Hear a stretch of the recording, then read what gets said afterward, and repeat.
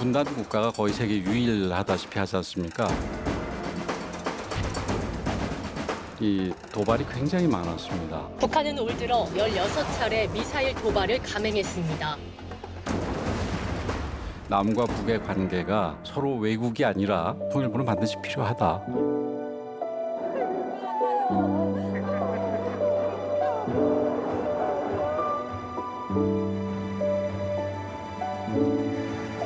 북한과 먼 길을 같이 가야 될 동반자로서 우리 윤석열 정부의 담대한 구상이 결국에는 비핵화를 이뤄내야 되겠다라는 내용을 같이 담고 있기 때문에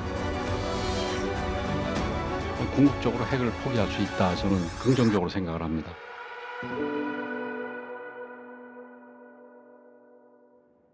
국민의 삶을 풍요롭게 하는 정책 각 부처 장관들이 여러분께 직접 알려드립니다. 안녕하십니까? KTV 국정대담 국민이 묻고 장관이 답하다 진행을 맡은 유정현입니다. 반갑습니다. 안녕하세요. 반갑습니다. 자, 대한민국은요 세계 유일의 분단 국가입니다. 때문에 늘 새해가 되면 올해 한반도 정세는 과연 어떻게 될까 많이들 궁금하실 겁니다. 그리고 우리에게 꼭 필요한 정책은 뭘까? 국민들은 궁금해할 수밖에 없는데 또 곧 다가올 설을 생각해 보십시오. 이산가족분들 얼마나 고향에 가고 싶고 헤어진 가족들 만나고 싶겠습니까? 그래서 오늘은요. 대한민국 통일과 관련된 모든 일을 총괄하고 계신 통일부 장관님을 모시도록 하겠습니다. 자, 통일부의 권영세 장관 모시겠습니다. 어서 오십시오.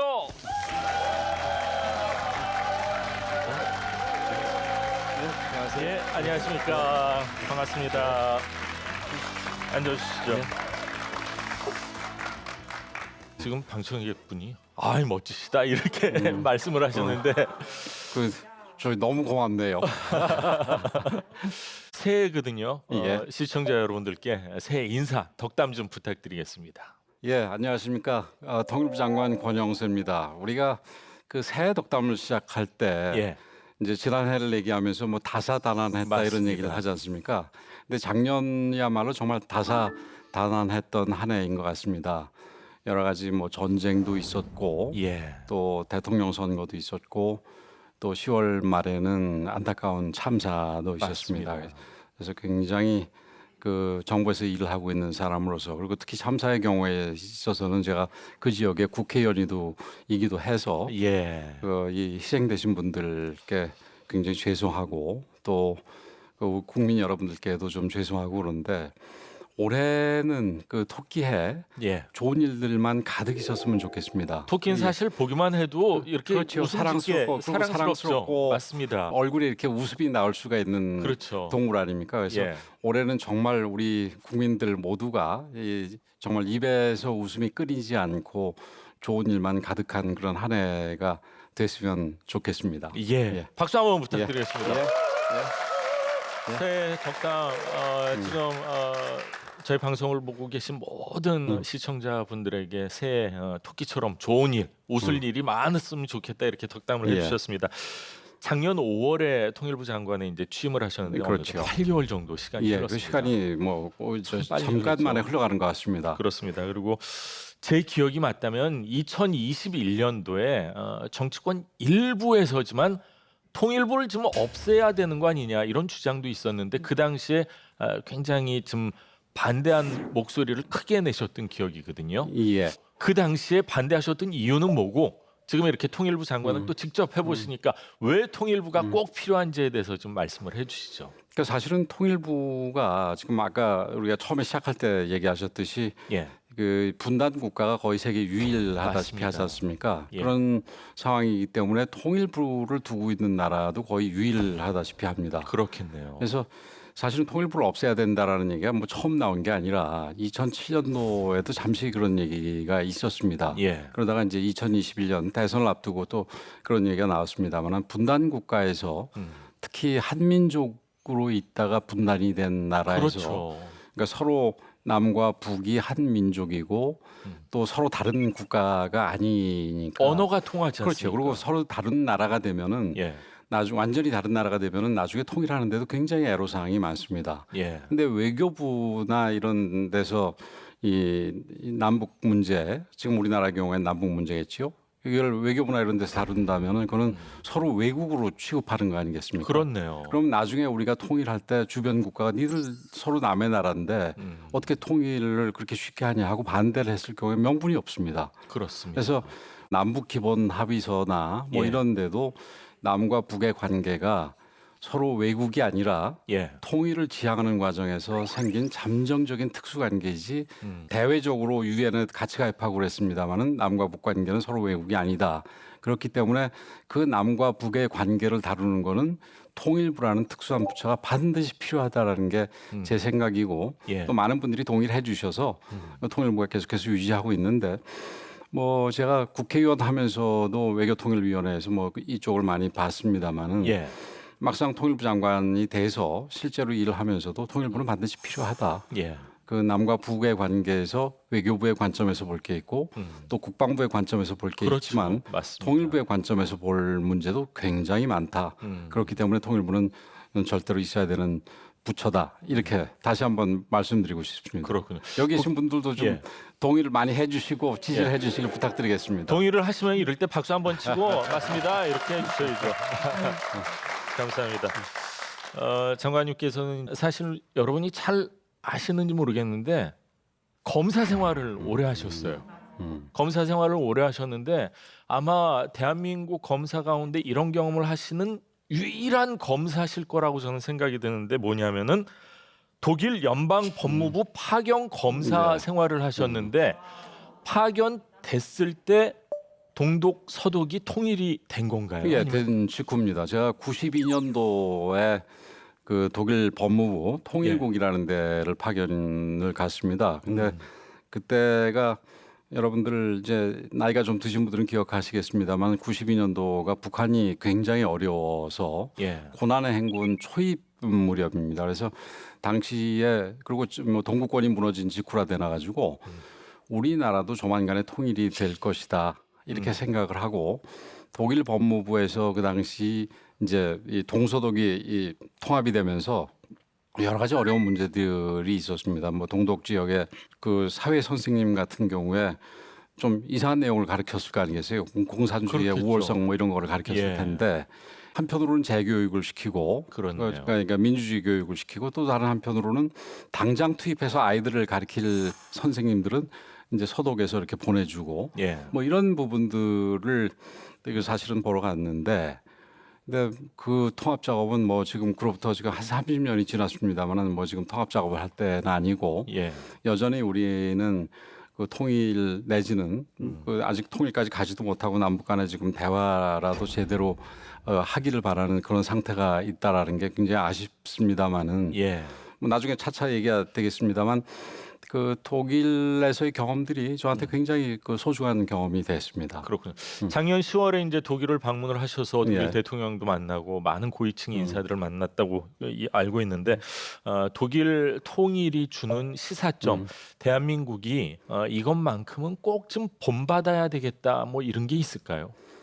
우선 우리가 굉장히 부러운 부분이 있는데 그게 독일 통일이 남이 시켜줘서가 아니라 동서독 주민들이 맞습니다. 그러니까 자기 결정에 의해서 자기 결정권에 의해서 통일이 됐다는 부분이 가장 우리가 인상적으로 보는 부분이고 예. 그렇게 되다 보니까 그 과정이 평화적으로 이루어졌다는 부분이 또 굉장히 중요합니다. 그 예를 들어서 베트남 같은 경우는 전쟁을 통해서 통일이 됐지 그렇죠. 않습니까? 그래서 예. 뭐 그런데도 뭐 어느 정도 잘 하고는 있습니다만은 사실은 독일하고 비교할 바는 아니죠. 독일은 전쟁을 겪지 않고도 예. 그러니까 이 주민들, 이 국민들의 자기 결정에 의해 가지고 됐다라는 점에서 우리가 반드시 따라야 될 모델이다. 뭐 흡수 통일은 아니겠지만 예.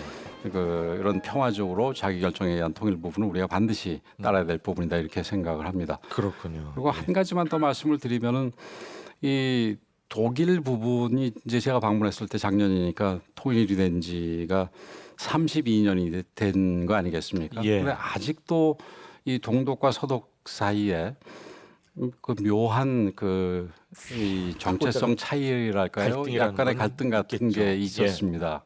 그래서 그런 점을 생각을 할 때 우리는 독일보다 분단이 훨씬 더 길었기 때문에 예.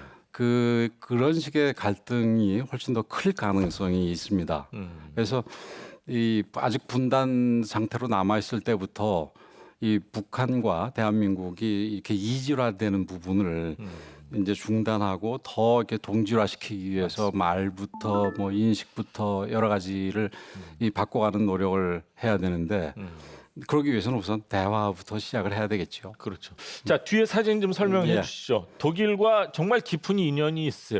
맨 왼쪽은 잘은 몰라도 예, 대통령이실 예, 것 독일 같아요. 대통령입니다. 예. 독일 대통령하고 만나서 그 이제 한반도 통일 문제와 그다음에 우리 정부가 지금 우리 저기 윤석열 대통령께서 예. 그 취임 초에 뭐 담대한 그때는 계획이라고 말씀을 하시고 또 8.15 광복절을 계기로 경축사에서 소위 담대한 구상을 구상. 얘기하셨지 않습니까? 예. 그래서 그 부분에 대해서 제가 설명을 하고 우리 독일 대통령으로부터 전적인 지지를 받는 그런 현장입니다. 요 두 번째는 이제 그 좀 묘하게 우리랑 일치하는 게 있는 게 거기 우리가 10월 3일이 개천절이지 않습니까? 예. 근데 독일 통일의 날이 10월 3일입니다. 아, 그래요. 그래서 그 10월 3일 행사를 이 각 주가 돌아가면서 하는데 저기가 요번에 행사를 한 주에 예. 주지사신데 여기 동독 옛날 동독 지역입니다.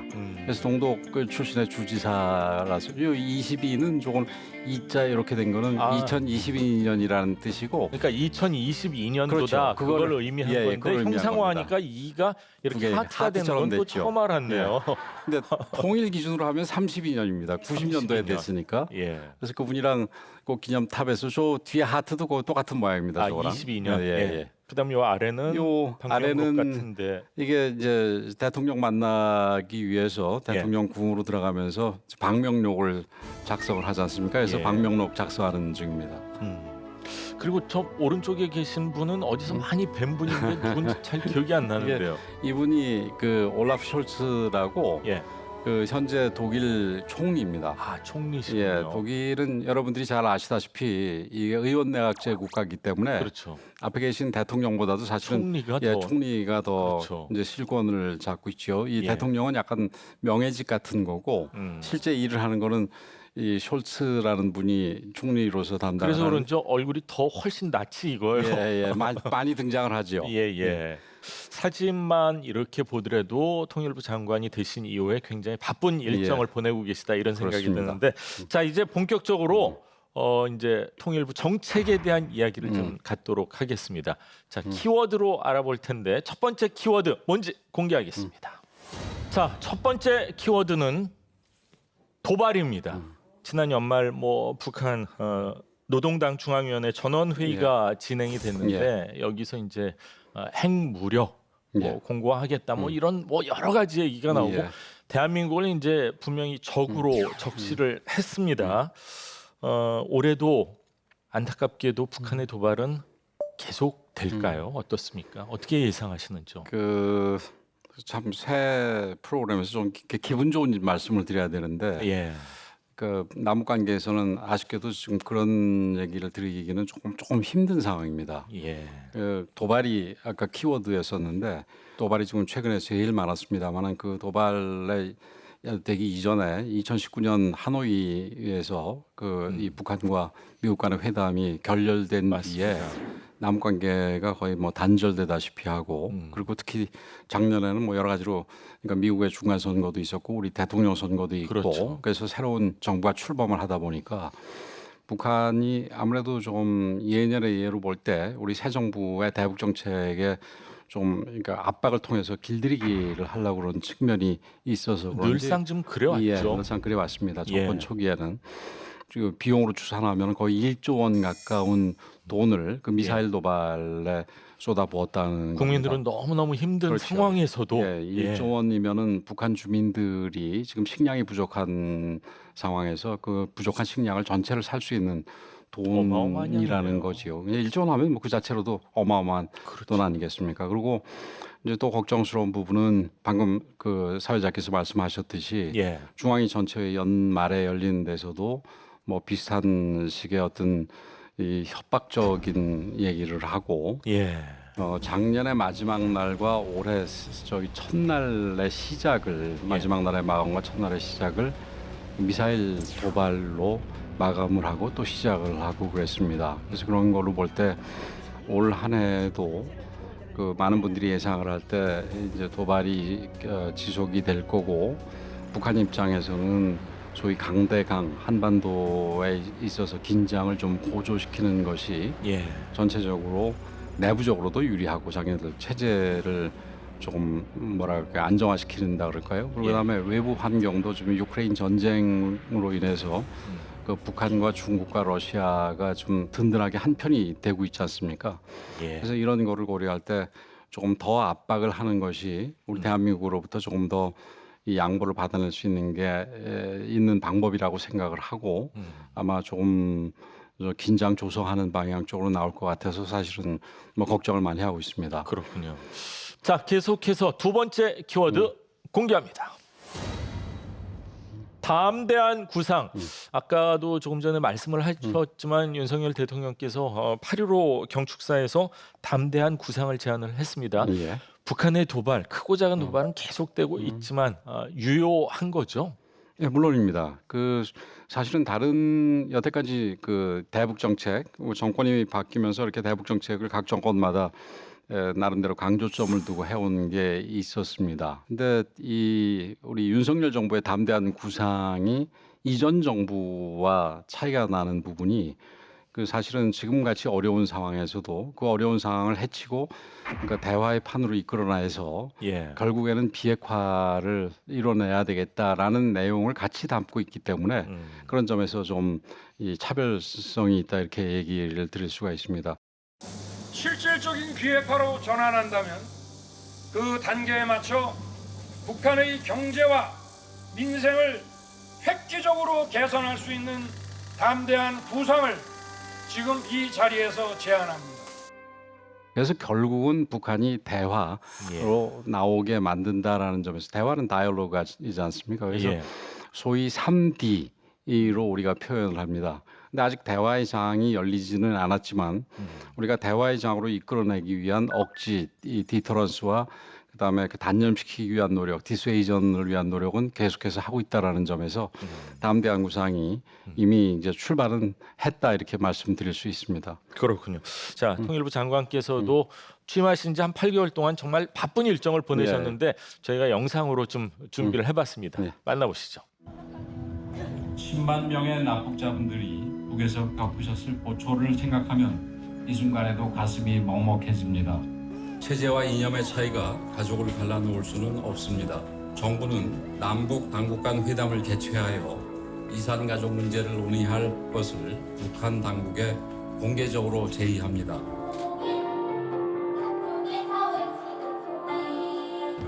통하나봄 행사는 통일 문제를 직접 체험하면서 감성과 창의성이 가득한 통일 문화를 경험하게 될 것입니다. 이러한 노력들이 국제사회까지 퍼져나간다면 통일을 향한 희망과 상상력을 되살릴 수 있게 될 것입니다. 네, 지금 저희가 영상을 한 3개 정도 봤는데 작년 9월이죠. 이산가족 상봉 예. 제안 모습을 봤습니다. 곧 예. 있으면 설 명절이고 이산가족 분들 입장에서는 올 설 명절에서만큼은 내 가족들도 좀 만나고 싶고 고향도 가고 싶고 그런 마음이 정말 굴뚝 같을 것 같아요. 어렵겠지만 언제쯤 다시 한번 이산가족 상봉 가능하리라고 예상하시는지요? 정부 입장에서 분명히 드릴 수 있는 거는 예. 이산 가족 문제 그리고 그 뒤에 이제 억류자 문제도 나왔습니다만은 그 납북자 문제를 포함해서 이 인도주의적인 문제에 대해서는 최우선의 이 중점을 두고 예. 정부가 모든 노력을 다하겠다는 약속은 분명히 드릴 수가 있습니다. 사실은 이 한반도에서 우리가 인권 내지는 인도주의적 문제 하면은 주로 북한 쪽을 얘기를 합니다. 맞습니다. 예. 그러나 당연히 지금 북한 주민들이 그 어떤 면에서는 단지 이 분단 당시에 북쪽에 살고 있었다는 이유만으로 지금 저런 고통을 다 겪고 계신 거 아니겠습니까? 예. 그래서 그런 부분에 대해서 우리가 극복할 수 있도록 노력을 해야 되겠습니다만은 그 인도주의적인 문제가 사실은 북한 주민에 한정된 게 아니라 그렇죠. 지금 우리 그러니까 피난 내려왔든 무슨 어떤 이유에서건 남쪽으로 내려와서 북쪽에 가족을 두고 이렇게 이산된 상태에서 못 만나는 못 것도 만나는 인권 것도 문제죠. 그것도 예. 엄청난 그 인도주의적인 문제점입니다. 맞습니다. 그리고 이제 납북이 되신 분, 뭐 전쟁 당시에 납북이 된 분도 있고, 그다음에 전후에도 또 이런저런 경위로 납북이 된 분들도 있고, 그다음에 북한에 무슨 일로 들어갔다가 억류된 분들도 있고, 이런 분들이 이 다시 가족들과 원하는 대로 그렇죠. 이 합류할 수 있도록 하는 거가 우리 정부가 굉장히 주안점을 가지고 노력할 것이다라는 점을 다시 말씀을 드리겠는데, 우리가 동방 정책 얘기 많이 하지 않습니까? 예. 독일이 서독이 동방 정책을 써서 이 결국은 이 동독과 통일을 이뤄냈다 얘기를 하는데, 그 동방 정책의 시작은 사실은 굉장히 큰 게 아니라 그 베를린 장벽을 세워서 동독이 이 동독과 서독 간의 교류를 완전히 차단을 했을 때 빌리 브란트 전 동독 총리가, 예. 당시는 총리도 되기 전이죠, 베를린 시장으로서 우선 베를린시에 사는 이 사람들 중에서 갑자기 장벽이 서서 이 동서독 양편으로 나눠져서 못 만나는 사람들을 우선 만나는 일부터 시작을 하자 어떻게 보면 해서, 작은 거. 예, 그렇죠. 예. 그래서 애초에 그 부분, 동방 정책 그 부분을 지금 사회자께서 말씀하신 대로 작은 부분이라고 그래서 예. 작은 발자국의 정책 이렇게 해도 그렇군요. 불렀습니다. 그래서 예. 이런 부분이 어떤 면에서 굉장히 작은 부분이지만 또 다른 한편으로서는 굉장히 그 가슴에 사무치는 굉장히 그렇죠. 큰 인도주의적인 문제거든요. 그래서 그런 부분에 대해서 정부가 중요성을 잘 알고 최선의 노력을 다하겠습니다. 통일부에서도 많은 노력을 하고 있는 걸로 알고 예. 있지만 직접 못 보면은 최소한 우편 왕래는 가능하면은 그렇죠. 그것도 뭐 작은 발자국이 될 그렇죠. 수도 있고, 가족을 향한 마음을 전달하는 것도 그분들에겐 큰 위안이 되고 위로가 되지 않을까. 이런 예, 뭐 생각이 좋은 듭니다. 말씀입니다. 그래서 저희들은 그 서신 왕래, 우편 왕래에 더해서 예. 이 그분들이 이제 이 생전에, 우리 요즘에는 이제 뭐 이 디지털 기술들이 많이 발전을 해가지고 예. 이 영상이라든가 이걸 녹화해서 보낼 수도 있는 거 그렇죠. 아니겠습니까? 그래서 예. 그런 부분도 저희들이 그 준비를 해서 계속해서 사업을 이어오고 있고요. 예. 그다음에 이제 이 북한의, 그러니까 어떤 친인척도 친인척이지만 예, 북한 고향을 가보고 싶어하는 분들이 계실 거 아니겠습니까? 얼마나 가고 예, 그렇죠. 싶겠어요. 그래서 예. 저도 이 젊었을 때 예. 친구 하나가 아버님 고향이 그 평안북도 박천인가 하는 곳이었는데, 예. 그 집에, 그 친구 집에 가면은 그 박천 고향 땅에 대해서 항상 이렇게 설명하고 그러셨어요. 그래서 그걸 요즘 메타버스라는 예, 왜 예. 새로운 기술이 있지 않습니까? 예, 그래서 예. 그걸 통해서 이 가상으로라도 고향 땅을 볼 수 있는 그런 것도 저희들이 준비를 하고 있습니다. 그렇군요. 많은 걸 준비를 하시고 있는데 그런 준비된 것들이 빨리 이제 실행될 수 그렇죠. 있도록 예. 남북 관계가 좀 완화되기를 기대를 해보겠습니다. 그리고 2013년 이후에 북한에 억류된 대한민국 국민이 몇 명쯤 될 것 같으세요? 저는 왜 중국 쪽에서 뭐 선교 활동을 하시다가 북한에 뭐 억류됐다 이런 뉴스를 예전에 본 기억은 나는데 무려 6명이나 되신다고 합니다. 그러니까 10년 동안 내가 가고 싶은 대한민국 땅을 못 밟고 계신 분이 6분이라고. 그렇죠. 참 이분들 빨리 이제 송환되기 위해서 많은 또 노력을 하셔야 될 것 같아요. 예, 그래서 사실은 지난 정부들도 2013년 이후에 예. 뭐 조금씩은 해왔던 거로 알고 있는데, 제가 놀랬던 게 아까 그 억류자 가족들 만나는 사진이 있었지 않습니까? 예.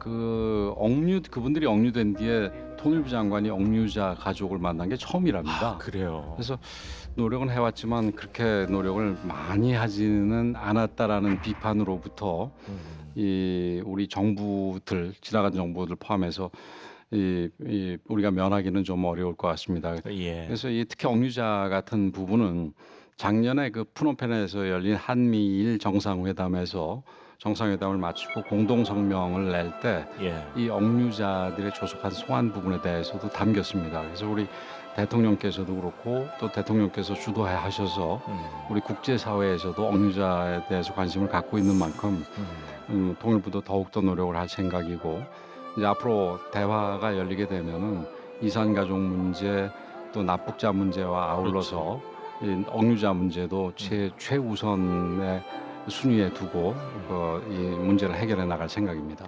장관님께서 이렇게 말씀을 하시면서 하고 싶은데도 불구하고 여러 가지 남북 관계 상황 때문에 못 하시는 일들이 굉장히 많을 것 같아요. 이럴 때 큰 박수로 한번 더 열심히 일해 주십사.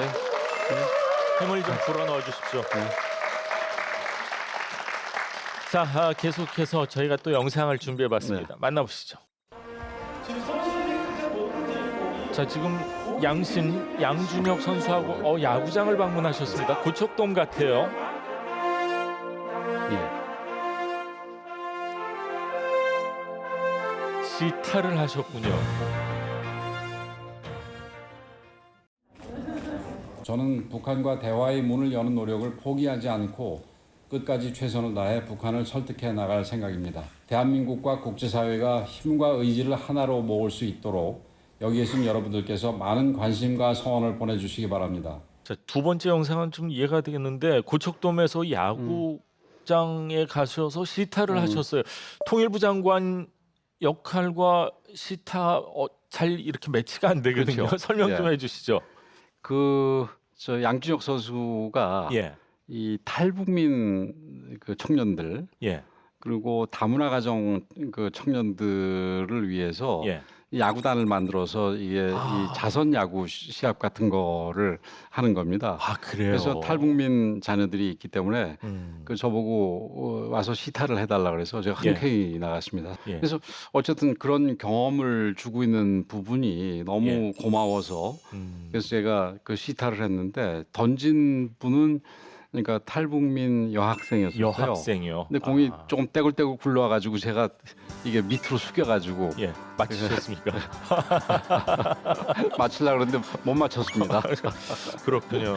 양준혁 선수가 뭐 알게 모르게 좋은 일을 많이 한다고 저도 예. 알고 있었는데 탈북민 청소년들을 위한 야구단도 운영을 하고 예, 예. 또 그 아이들을 위해서 자선 또 야구 대회를 열어가지고 그 학생들을 이제 지원하고 있다 이런 예. 얘기를 해주셨는데 이렇게 북한과 관련된 이야기를 하다 보니까 좀 더 좋은 얘기를 많이 하고 싶고 기쁜 얘기를 많이 하고 싶은데 지금 남북 간의 현실이 그렇지 못한 것 같아서 참 안타깝고요.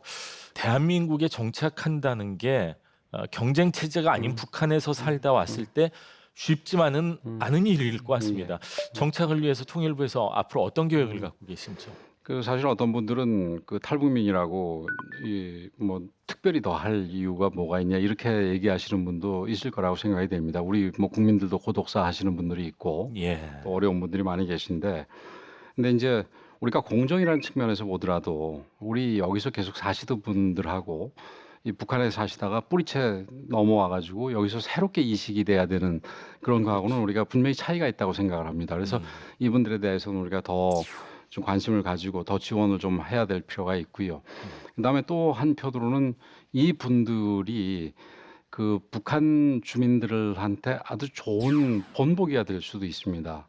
그래서 남쪽에 넘어와서 저 탈북민으로서 넘어와서 그러니까 성공해서 잘 살고 계시다 이런 얘기가 들려야지 여기 내려왔더니 뭐 북한에 살 때보다 더 어렵다는 얘기가 맞습니다. 전해지면 되겠습니까? 예. 사실은 지금 같이 이제 남북 사이가 대화가 없고 그렇더라도 이 중국 쪽을 통해 가지고 사람들이 그 뭐 이렇게 서로 이 전화 연결이라든지 이런 건 조금씩 되고 있어서 소문이 되는 평양의 그 시민들의 상당수가 휴대전화를 다 가지고 계시다고 그러더라고요. 그리고 접경 지역 같은 경우는 심지어 중국 전화가 잡히기도 하니까 예. 그래서 그 이제 소문들이 다 나는데 그런 부분에서도 이분들이 이렇게 아주 건강하게 잘 살고 계시다라는 모습을 보여줄 필요가 분명히 있는데 이 부분과 관련해서 이제 부처가 어디서 맡아야 되느냐라는 논란이 좀 있었습니다만 어쨌든 지금 그 인원이 한 3만여 명 계시니까 그래요? 그리고 이분들의 특성은 다른 일반 어려운 분들하고 좀 다르니까 예. 그래서 통일부가 저희들이 맡아서 하고 있는데 제가 와서 보니까 이 탈북민들을 이렇게 도와드리는 체제가 조금 이게 어선하게 돼 있습니다. 뭐 하나 예. 재단도 있고 여기는 이제 공기업 같은 거, 공공기관 같은 거고, 그렇죠. 뭐 통일부에도 당연히 있고, 그다음에 또 민간에 하나 센터라는 것도 있고, 예. 또 뭐 지방자치단체에서도 일부 역할을 하고 또 복지부도 당연히 일부 역할을 하고 이런 부분들이 좀 이렇게 서로 나눠져 있어가지고 이게 유기적으로 이게 좀 시너지 효과를 내지 못하고 있는 것 타워가 같아요. 좀 필요하겠네요. 예, 그래서 이번에 작년에 뭐 한 2번 정도의 사례가 그런 고독사와 그런 사례가 있었습니다만은 예. 그래서 그런 사례를 보더라도 앞으로는 이런 일이 없도록 하기 위해서는 우선 관리 체제가 이좀 개선이 돼야 되겠다. 그래서 그 부분을 지금 그 연구 용역부터 시작해서 우리 당사자들한테도 얘기를 들어가면서 예. 좀 개선을 하고 있습니다. 그래서 그분들을 이 돌보는 체제부터 시작해서 돌보는 내용에 이르기까지 저희들이 좀 확 뜯어 고쳐볼 생각입니다. 예. 기대를 해보겠습니다. 예. 자, 그리고 오늘 방청객 분들이 많이 이렇게 자리를 해주셨는데 방청객 분들 가운데 장관님께 꼭 좀 질문을 하고 싶은 분들이 계실 것 같아요. 장관님께 뭐 통일부와 관련된 어떠한 정책도 좋습니다. 질문 있으시면 손을 들어주시면 자 이쪽 분이 제일 먼저 들어주셨는데 네, 먼저 장관님 이렇게 뵙게 돼서 너무 영광입니다. 네. 장관님은 주중 대사를 하셨는데 그때 중국에 계실 때 그 한반도 문제에 관해서 뭐 관련된 에피소드나 혹시 뭐 기억에 남으시는 일 있으면 좀 얘기를 듣고 싶습니다. 뭐 여러 가지 일들이 많이 있었는데 당시 박근혜 대통령께서 중국을 첫 번째 방문하셔가지고 시진핑 주석과 남북 문제, 핵 문제 이런 거 관련해서 아주 건설적인 대화를 나눴던 것. 그리고 이 시진핑 주석이 그 다음 해 2014년에는 이 한국을 방문해가지고 마찬가지로 그 상황에 맞는 그 한반도 비핵화라든지 북한 비핵화지요. 그다음에 한반도 평화와 관련된 얘기를 나눈 거를 제일 기억합니다. 그리고 특히 두 번째 시진핑 주석의 한국 방문은 중국의 지도자 중에서 북한보다 한국을 먼저 방문한 최초의 지도자였었습니다. 대개 지도자들이 이제 그 북한 쪽을 먼저 방문하는데 예. 최초에 방문했습니다. 그만큼 이제 한중 관계가 이제 가까워졌었던 때인데 그 뒤에 뭐 사드 문제로 인해서 좀 어려움이 있습니다만은 지금 중국이라는 나라가 어쨌든 북한에 대해서 가장 큰 영향력을 갖고 그렇죠. 있는 나라니만큼 맞습니다. 중국의 도움을 어떻게 해서든지 받아내서 북한의 비핵화 그리고 한반도의 평화를 위해서 좀 더 노력할 수 있도록 그렇게 해야 될 거라고 생각을 합니다. 그렇군요. 네. 주중 대사로서 역할을 충분히 잘 하셨다 이런 생각이 드는데 이럴 땐 빨리 박수 한번. 자, 장관님께 두 번째 자, 다음 질문 한번 받아보겠습니다.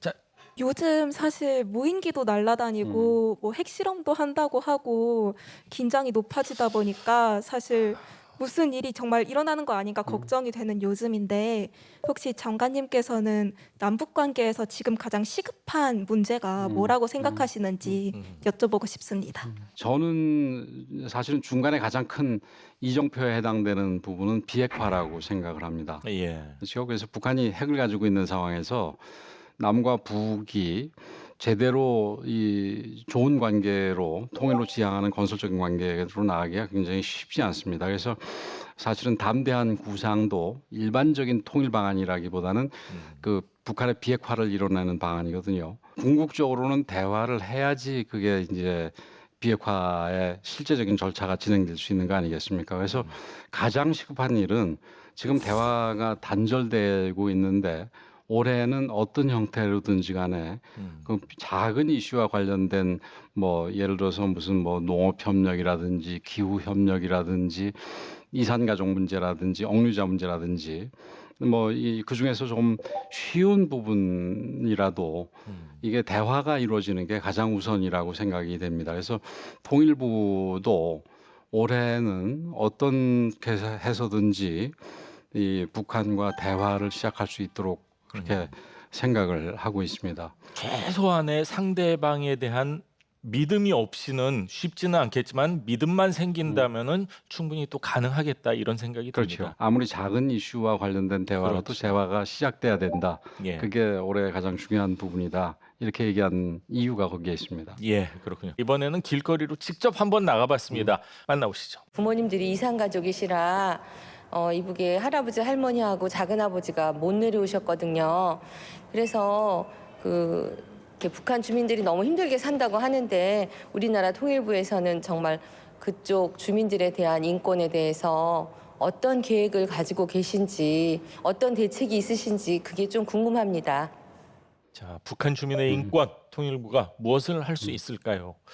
쉽지 않은 질문인 것 같아요. 그 북한 주민들이 지금 같이 이 남한 주민들하고는 비교할 수 없을 정도의 어떤 인권이 침해되고 인도주의적인 그 이 조건이 어려운 상태에서 하는데 북한 주민들이 책임 있는 게 전혀 아닙니다. 단지 우리가 분단이 될 당시에 그렇죠. 북한 쪽에 살고 있었다는 이유밖에 지금 없는 거거든요. 그래서 그런 부분에서 우리 남한 주민들과 남한 그 지도부가 북한 주민들의 인권과 인도주의적인 문제에 대해서 당연히 관심을 가지고 인권 상황과 인도주의적 상황의 개선을 위해서 노력할 의무가 있다고 생각이 됩니다.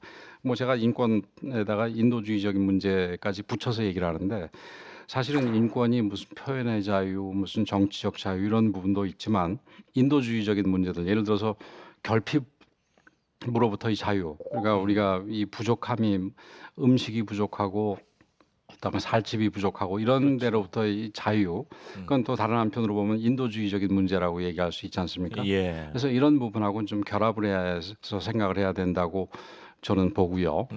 그다음에 그 우리가 인권을 제기할 때 뭐 일부에서는 인권을 제기를 해서 북한을 창피 주고 북한을 비난하기 위해서 그런 거 아니냐 이런 얘기들도 많이 하고 있습니다만은 그 사실은 북한이 인권이라든지 인도주의적인 문제에 있어서 잘못하고 있는 부분에 대해서 분명히 당신들이 잘못하고 있다라는 부분을 지적을 해야 되겠지만 예. 사실은 지적이 다가 아니라 그리고 사실은 지적을 하는 이유 자체도 북한의 인권이라든지 인도주의적인 그 이 상태를 개선을 그렇죠. 해주기 위한 일정 것이 부분 돼야 뭐 됩니다. 지원이라는 그렇죠. 표현이 맞을 것 예, 같습니다. 그래서 지원 뭐 근데 북한 쪽에서 만약에 지원이란 단어를 별로 좋아하지 않는다면은 뭐 협력이란 단어를 써도 협력도 좋습니다. 좋고요. 예. 그래서 북한 주민들을 위한 인도적인 협력 혹은 지원은 해야 된다고 생각을 하고요. 지금 우리가 직접 할 수가 없다면은 인권적인 지원을 하는 NGO들이 많이 있습니다. 예를 그렇죠. 들어서 세계 그 유엔 산하기구 중에 뭐 세계 식량 기획이라든지 유니세프라든지 예. 뭐 WHO라든지 맞습니다. 뭐 많이 있으니까 그런 기구를 통해서 이 간접적으로라도 우리가 북한 인권 내지는 인도적 상황 개선을 위해서 계속해서 노력을 할 생각입니다. 물론 우리가 그 북한과 직접 대화가 있는 계기에는 당연히 예. 우리가 그런 걸 할 생각이고요. 그래서 제가 사실은 그 이번에 다보스 스위스 다보스에서 열리는 그 다보스 회의에 참석을 하게 되는데 예. 그 계기에 지금 유니세프를 비롯한 NGO 내지는 그 국제 기구들 수장들과 만나서 북한의 인도적인 상황의 개선과 관련한 그 이 미팅을 좀 할 생각으로 있습니다. 그렇군요. 계속해서 거리에 있는 시민들은 또 장관님께 어떤 궁금증이 있을까요? 직접 들어보시죠. 요즘 우리 국민들 특히 좀 젊은 세대들이 통일에 대한 관심이 좀 많이 낮은 것 같은데요. 혹시 장관님께서는 국민들이 통일에 대한 관심을 좀 많이 가질 수 있는 방안이 있을까요? 통일에 대해서는 점점 우선순위가 뒤로 밀리는 것 같습니다. 전체적으로 특히 이제 이렇게 최근처럼 북한이 도발을 하고 그럴 때는 예. 통일에 대한 관심도 적어지고 뭐 또 통일에 대한 필요성도 그 이 동의를 하지 않는 분들이 많이 늘어나게 비율이 됩니다. 높아지겠죠. 그렇죠. 예.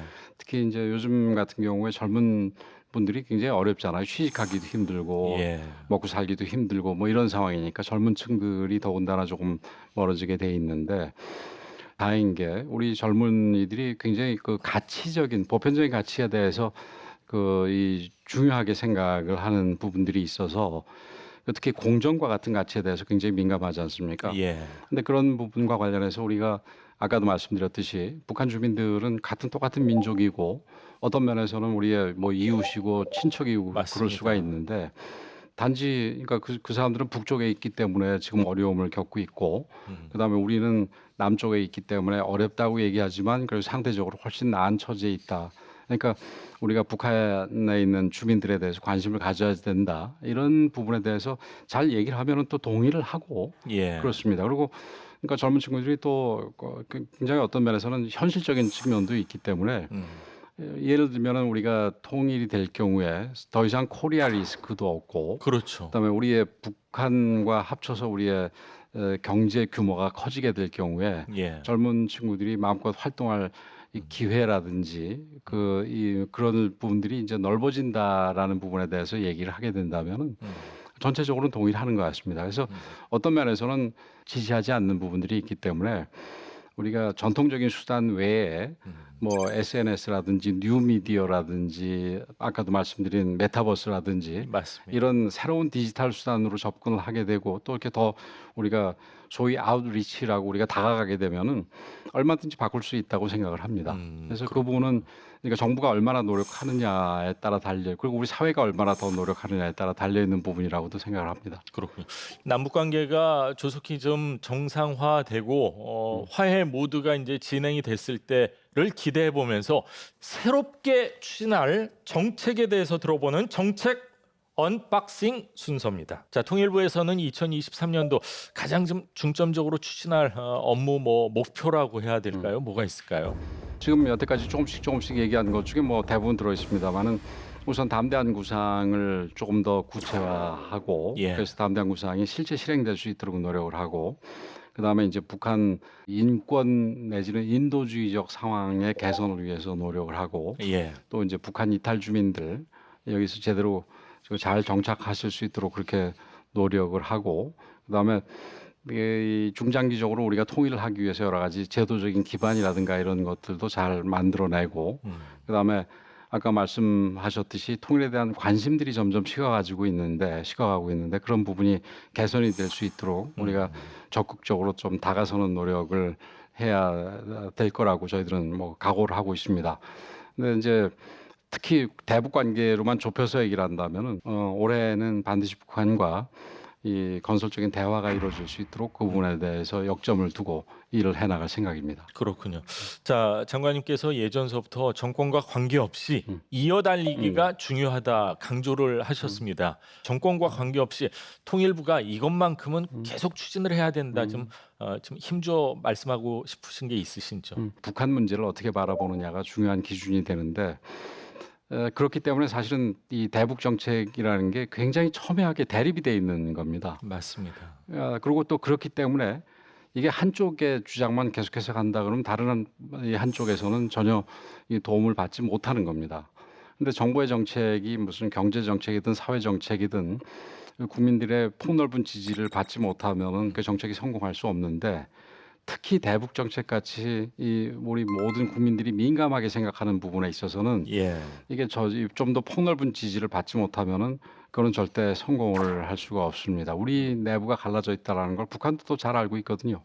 그래서 그런 부분에서 그러니까 이념적인 성격이 다른 정부의 모든 걸 우리가 답습하겠다는 건 아니겠지만 그렇겠죠. 우리가 최대한 예를 들어서 남과 북이 맺은 기본적인 합의들 이런 부분들은 이어받고 그다음에 우리가 이 존중을 마땅히 해야 될 그런 그 정신들 같은 경우 우리가 이어받자 이런 부분에서 제가 이어달리기를 하는 얘기를 한 겁니다. 예. 제가 우리 그 새 정부의 대북 정책을 이제 틀을 잡으면서 굉장히 중요시 여겼던 부분이 그 인도적 협력 부분 예.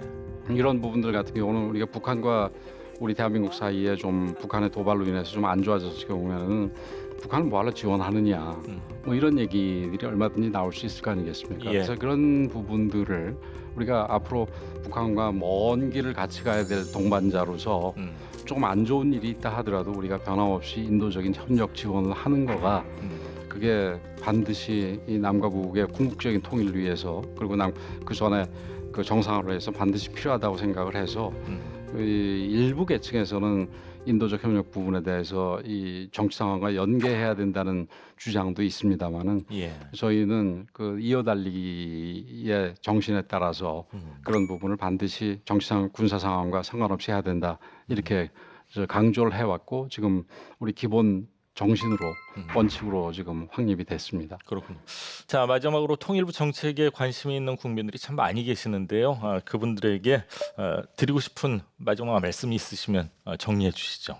그 윤석열 정부의 첫 통일부 장관이라는 부분에 대해서 굉장히 좀 무거운 책임감도 느끼면서 어떤 뭐 자긍심이랄까요? 예. 그런 것도 같이 느끼는 거가 이게 그런 올바른 대북 정책 그러니까 치우치지 않으면서 궁극적으로 남북관계 발전에 도움이 되는 대북 정책의 어떤 기틀을 놓을 수 있는 위치에 있다. 그래서 아까 제가 있는 한 그렇지만 제가 이거 뭐 언제까지 끝까지 할 수 있는 건 아니지 않습니까? 떠나서도 이 원칙들이 계속해서 이어질 수 있도록 예. 그런 든든한 초석을 놓는다는 자세로 예. 일을 하고 있고 하겠습니다. 알겠습니다.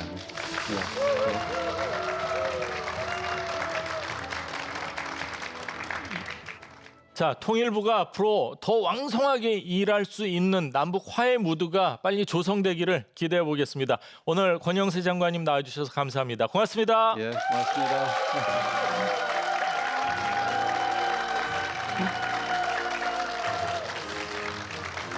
네, KTV 국정대담 국민육구 장관이 답하다 통일부 정책에 대한 국민의 궁금증을 풀어보는 시간 여러분 어떠셨는지요? 방송을 보시고 각 부처에 궁금하신 점 있으시면은요 유튜브 댓글이나 KTV 게시판에 남겨주시면은 저희가 국민을 대신해서 직접 장관님께 질문을 드리도록 하겠습니다. 자, 그리고 유튜브 검색창에요 정책 플랫폼 이렇게 치시면 다시 보기 기능이 가능하니까 많은 사랑 부탁드리겠습니다. 저는 다음 주 시간에 다시 찾아뵙겠습니다. 함께해 주신 여러분 감사합니다.